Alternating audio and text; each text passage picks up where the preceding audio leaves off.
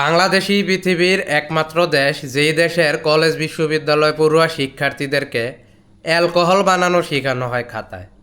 ধরেন অ্যালকেন থেকে অ্যালকোহল বানাইব, তাইলে কি করে, একটা অ্যালকেনের লগে ব্রোমিন যুক্ত করে, ব্রোমিন যুক্ত করলে অ্যালকাইল হ্যালাইড হয়।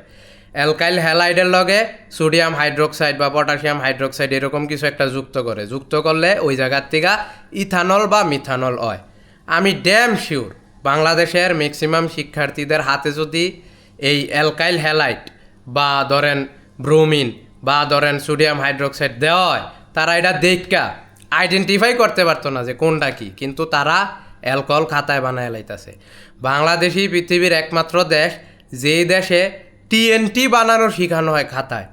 একবার চিন্তা কইরা দেখেন, ট্রাইনাইট্রোটোলুইন, যেটা একটা বিস্ফোরক, এটা আমরা খাতায় বানায় লাইতেছি।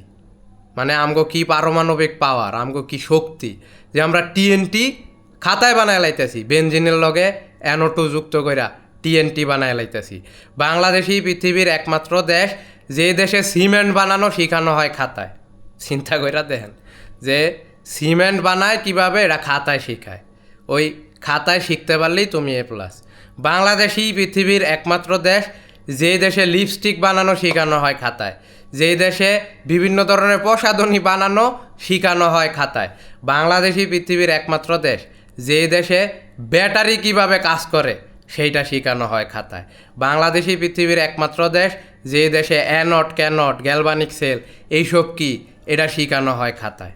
একবার চিন্তা কইরা দেখেন, আমগো আসলে গবেষণা করার লেগা কোনো ল্যাবরেটরির দরকার পড়ে না, কোনো কিছুর দরকার পড়ে না।